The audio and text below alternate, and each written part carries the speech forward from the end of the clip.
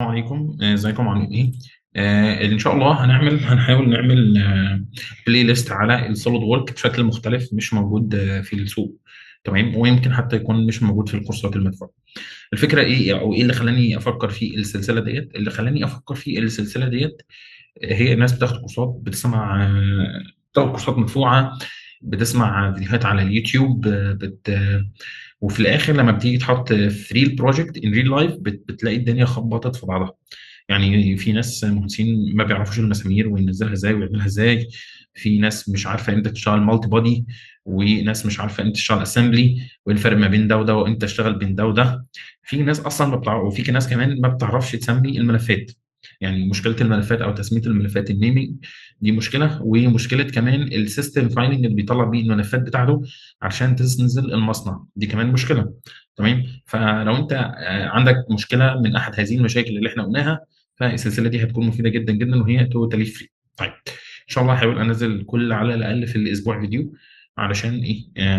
علشان ان شاء الله تبقى مفيده ليك. دي حاجه. الحاجه الثانيه بعد كده، القصه كلها في الفيديو هيبقى طويل، يعني هيبقى ممكن نص ساعه فيما فوق، فانت حاول تسمع وتطبق ايه معايا. طيب، انا هنا مش بعلم اساسيات، الاساسيات موجوده في كل حته في اليوتيوب، مكشوف في كل حته، فمش بعلم اساسيات. احنا هنا بنتكلم على حاجات ومشاكل معينه، بنحل مشاكل للناس عن طريق اللي هم ايه، الناس المشاكل اللي قابلتهم في ايه، في الشغل. تمام، او اللي قابلتنا انا ولقيت مهندسين زمايلي بيقعوا فيها، فبنحاول نحلها بكل الناس. طيب، احنا هنبدا بايه بقى؟ هنبدا باسلوب المالتي بادي. معلومه كده، المشاريع الكبيره لازم تشتغل مالتي بادي. تاني، المشاريع الكبيره لازم تشتغل مالتي بادي. ليه نشتغل مالتي بادي؟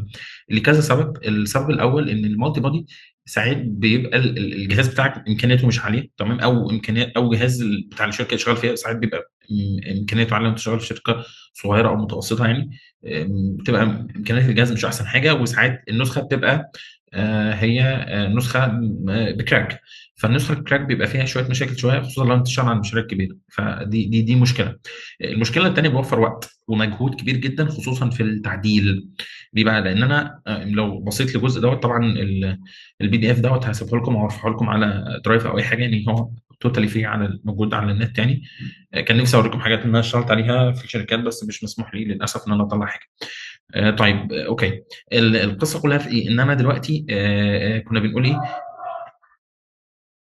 القصه كلها كنا بنقول ايه؟ كنا بنقول ان احنا في الموضوع المالتي بادي دوت، ميزته في حاجه واحده بس، ان انت لما تشتغل مالتي بادي بيبقى لو عدلت بورد كل ده بيتعدل، كل ده بيتعدل معاك. تمام، يعني مثلا لو عدلت المسافه او عدلت الطول ده، تمام، او عدلت الطول ده، لو ربطه بالطول ده هيتعدل، تمام، او العكس صحيح. تمام. طيب، ايه الفكره بقى في التعديل؟ عيبه الوحيد ان انت برضه بيبقى مرتبط له ببعضه. تمام، ان انت ساعات بتبقى عايز تعدل حته معينه، والحته دي مرتبطه بحته تاني، فالحته التاني او البورت اللي هتعدل وانت مش عايزها يتعدل. تمام، دي الميزه والعيب. فانت لازم لو قدرت ان انت توصل للتفصيله الصغيره دي في التصميم بتاعك، وتعرف إيه انهي هيتعدل وانهي مرتبط بمين ومين في التعديل مش مرتبط ببعضه، فصدقني الموضوع هيبقى لذيذ وجميل جدا جدا معاك، وتبقى احسن حاجه انت ممكن تعملها يعني. نرجع بعد الإصابة. قلت القصه كلها زي ما انا قلت كده، في التفصيله المهمه. النقطه الاولى ان انت تعرف اي بارت معتمد على بارت تاني، فالبوت مالتي بادي. تمام، لو مش مرتبط فانت تقدر تعملهم مالتي بادي، وما تحطهمش ببعض بحيث ان اللي يتعدل ما ياثرش على التاني. تمام، وهنشوف الكلام ده ان شاء الله في المثال. تمام، دي حاجه. النقطه المهمه بالنسبه لي بعد كده، الا وهي نقطه الميكانيزم. الناس بتخاف تشتغل مالتي بادي علشان ما تحققش الميكانيزم. يعني مثلا انا عندي الجزء ده بيتحرك على الرولرز ديت. تمام، ادي الرولر. تمام، ادي الرولر وتفاصيل الرولر اهوت هنرسمهم مع بعض. الناس بقى بترسم مالتي بودي، عايزه تشوف الحركه، عايزه تشوف ده بيلف. تمام، خصوصا لو انت شغال مع مدير في الشغل يقول لك عايز اشوف ده بلف يعني. فانت تمام. فانت ايه اللي احنا ممكن نعمله في الحاله دي؟ ان احنا نعمل ده مالتي بودي. خلينا اعلم، نعمل ده كده مالتي بودي. كل اللي متلون ده هعمله مالتي بودي. تمام. تمام.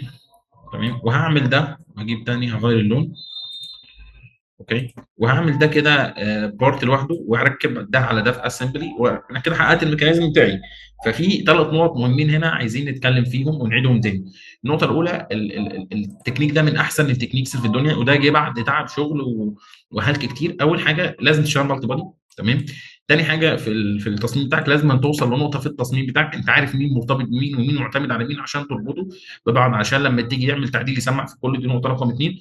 رقم ثلاثة، افهم الميكانيزم وافصله، ولازم الميكانيزم بتاعك يتحقق. لازم الميكانيزم بتاعك يتحقق.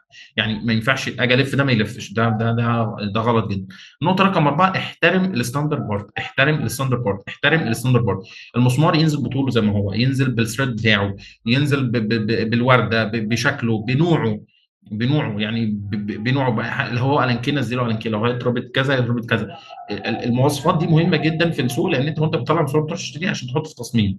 تمام. فبشوف برضو بعض المهندسين برضو للاسف بيكبروا دماغهم، يفتح اي فتحه وخلاص ما ينزلش مسمار، فدي بتبقى مشكله في ساعتها في التجميع، ما بلاقيش المسمار، والمسار تصميم مختلفه، فيحصل مشكله في التصنيع، فالهيدج ده. فالنقطه الكام نقطه اللي انا ذكرتهم دول مهمين جدا جدا جدا جدا جدا.